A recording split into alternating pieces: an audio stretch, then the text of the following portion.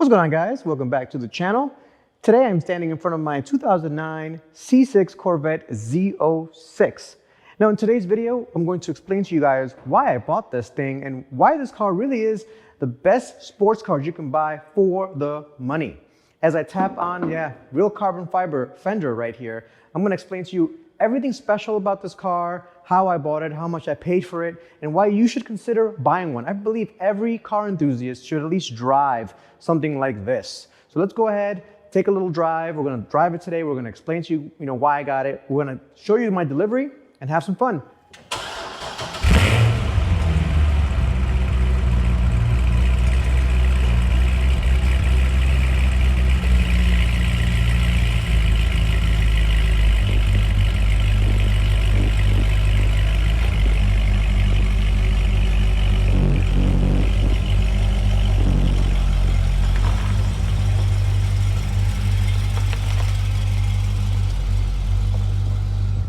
So we're setting off. What are my first impressions of this thing? Oh man, well, I gotta make up my mind first. And before we get there, let's go over why I bought this thing. Where else can you get a 7-liter pushrod V8 engine with 505 horsepower that revs all the way to 7,000 RPMs for under $40,000? Name me one other car that has over 500 horsepower, is as sporty as this thing, looks as good as this thing, and you can get it for under $40,000. I'll wait. Hard to figure that out, huh? Well, here we are. This thing flies. So now that we're in the Corvettes, let's go ahead and go over why this thing is such a great value for the money. I mean, like I said, this is the best sports car you can get for the money. There's no better one out there. So what did I pay for it, right? I told you I was going to answer all these questions. What did I pay for it? I paid $35,000 plus about $800 of shipping. So let's just call it all $36,000 for this car. And it's a one owner 2009 C6 Z06 with the 3LZ package and the optional leather package on the dash. I mean, it's got every option in the book, effectively. And it was from the original owner. I mean, this is the original owner bought it, and I bought it from the original owner. So he told me the whole story, why he bought it, when he bought it, and he effectively just basically got too old to drive this thing anymore. So what's better to buy a Corvette from? Who's better to buy a Corvette from than the guy that first bought it and got too old to drive it? I think I got a really good deal. I mean, it was a fantastic deal. These things usually go for about 40K, 42K, right around there. It's got 64,000 miles on it, and man, it's just been incredible. It's been an incredible buying experience. Yep, here we are, boys and girls, taking delivery of my Z06. I've searched for a very long time for this particular one. We'll get into the details, but man, this is kind of cool. We got a heavy-duty diesel, of course. This is a 2-car trailer, and this guy's delivering 2 vehicles. Now, this came all the way from Arizona. I'm so excited to take a look at it. The Z06 is here. He's gonna unload it very soon. You just heard it turn on right now. It's the first time I've heard it turn on. Man, look at that thing. That is awesome.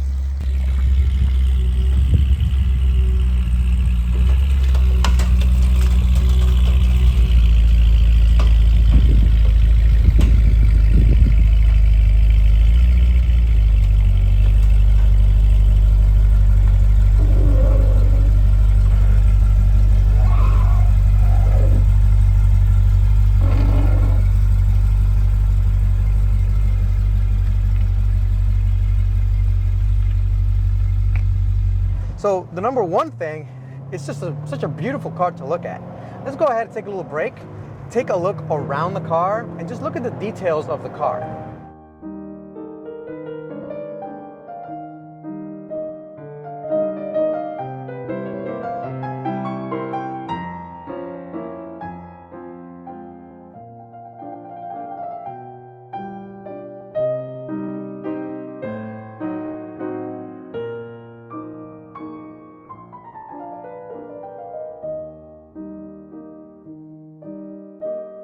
what has to be my favorite aspect of this thing, and I think this is the best looking Corvette ever made. Yeah, the Stingray from the 70s, you know, the C2 was really cool looking. The C1 had its own charm.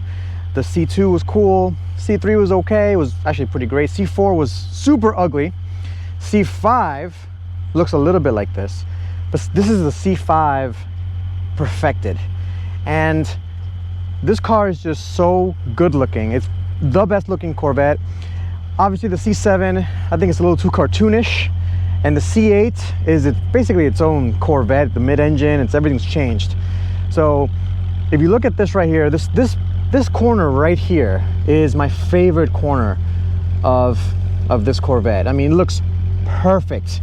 It's painstakingly beautiful what they did here.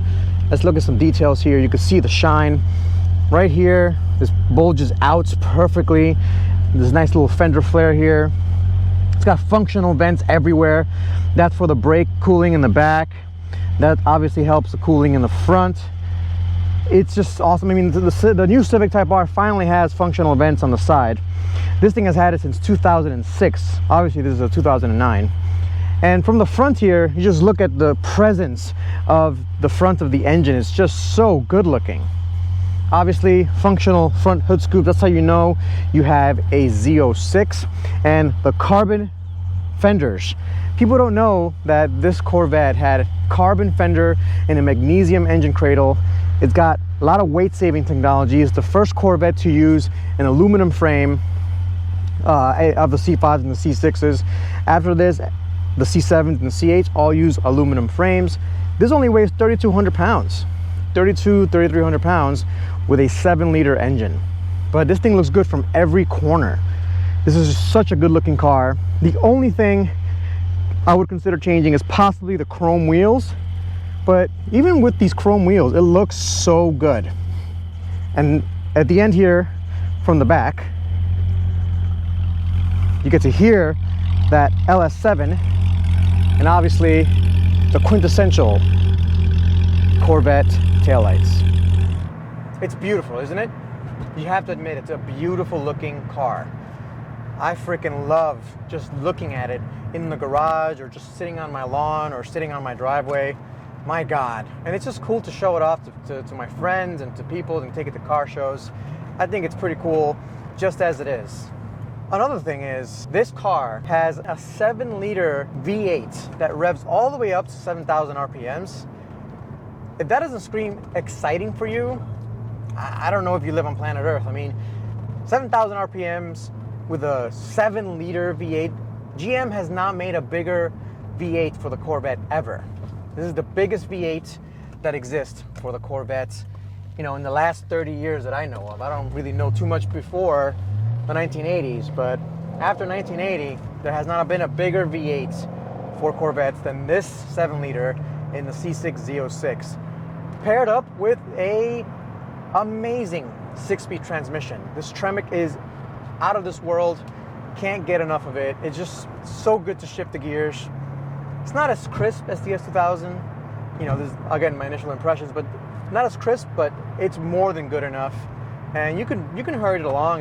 You know, it's not a big deal. It's not quite as fast, I would say, as a Type R or a S2000 transmission, that's for sure. But still, for that much power, holding that much power, it's hard to complain. Really hard to complain about that. 500 horsepower, 3,300 pounds. That's the next statistic that I want to get in front of you guys, because I don't know of many cars with that power to low weight ratio. I mean, that power to weight ratio on this thing is incredible. 500 horsepower, 3,300 pounds. Can't beat that. And it really shows. I mean, in first gear, it basically gets up to like 40 or 50 miles an hour. It doesn't get traction. It just doesn't have any traction. It doesn't help that it's kind of a damp day, but my God. My God, the speed, the way it just develops speed is like a relentless beast of an engine. It's like a freight train going through these gears, my God. And the excitement it provides, right? So I just did a pull there, second gear. It pulled really nicely. Second gear was spinning most of the way. I really can't, full throttle it. And it gives you that little bit of excitement that you need, especially on a kind of a dreary Sunday that we have here in northern Florida. It's a little, it's actually kind of an odd. Make sure I'm going the right way here. I think I am. Kind of an odd weather pattern we have here. It's overcast and dreary, not very usual for North Florida.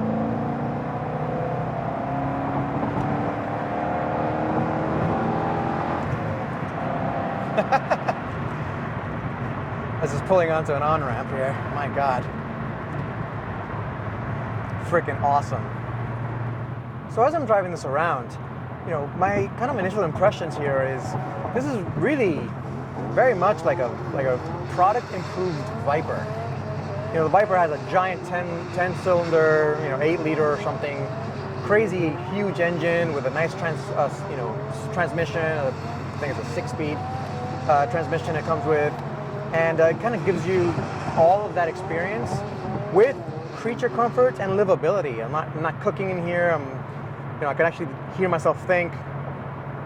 It's quite an experience to drive such a giant engine with a manual transmission in a car that doesn't weigh that much. I think every car enthusiast owes it to themselves to drive either a Viper or one of these things, because honestly, if you want a product improved Viper, I think the C6 Z06 does it. That's my opinion here. Like, I've driven Vipers before, just kind of around the block or around a parking lot, and this kind of feels like a Viper when you're getting on it.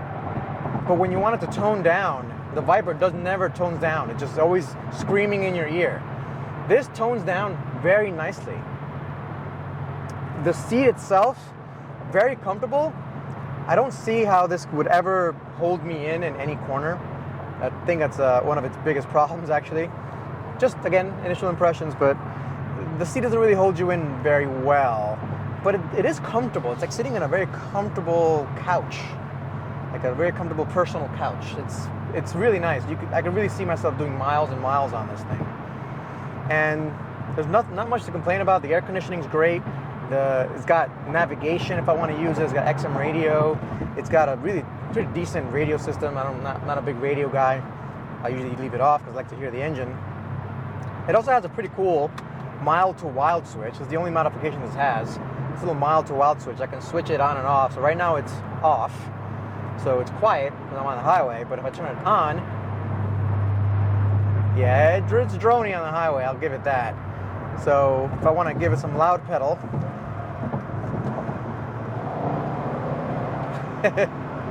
sounds real nice, I'll give you that. So let's go ahead and tone it down a little bit. Much better. So this is basically highway mode or local mode is what I'm going to call it. There we go, a little X3 getting out of the way. I mean, that was just the fourth gear pull, no problem at all. It goes obscenely fast, very quickly.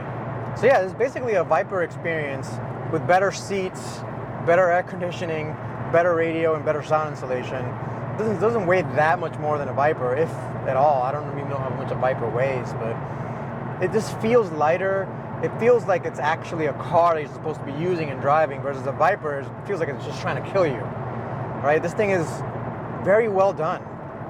And there's complaints that we can make on the interior, but honestly, the interior is not bad. For what it is, it's not bad. I expected a lot worse than this. Like, everyone complains about the steering wheel. I think the steering wheel is just fine. Everyone complains about the buttons and stuff and the infotainment. I think it's great. I mean, it is a 3LZ, so maybe the 1LZ is a little worse. I'm not sure, but the radio works fine. The navigation system works. Everything's held together pretty well. I mean, this leather panel here hasn't broken off. Doesn't really rattle at all. The tires are rattling a little bit, but that's just the tires. I don't know, man.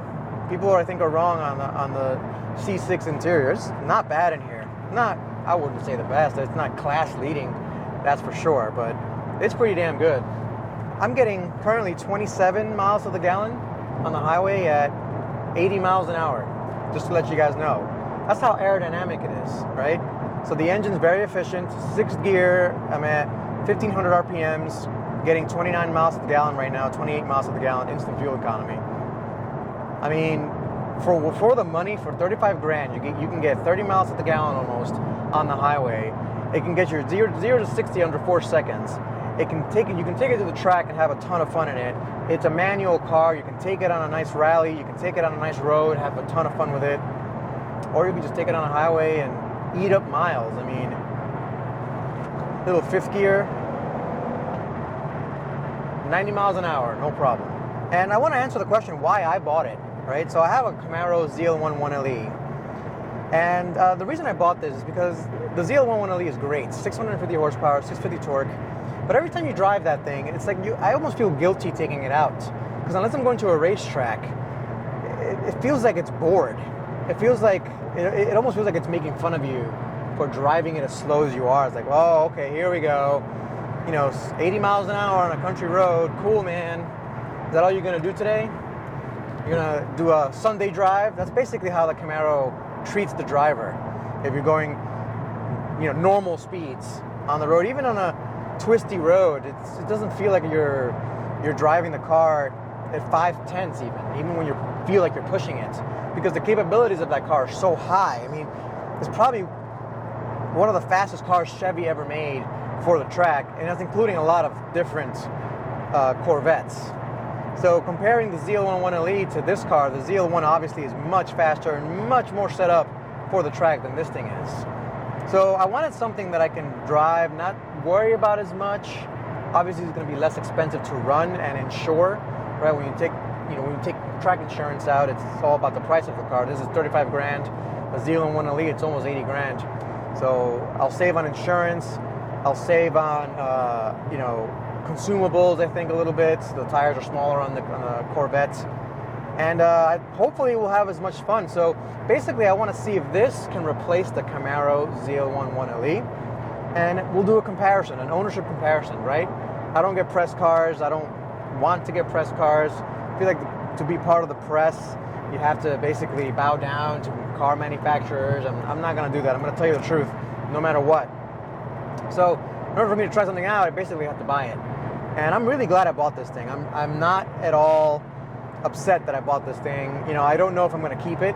It has to prove itself well against the Camaro, and I'm actually thinking about adding a 3rd car to the fleet. We'll see how that goes. You probably already know what car I'm trying to get, if you guys know me at all. So we'll see how that compares to this car as well. But I'm really hoping that this can replace that V8, hole in my garage. I really want a V8 in my garage, and if this can replace the Camaro, hey, more power to it. So far, it's done a pretty good case for itself. If you are in the market for a really fast sports car and you haven't looked at the C6 Z06, you're doing yourself a disfavor. These things are absolutely amazing. For about $40,000, I paid $35,000 for mine again.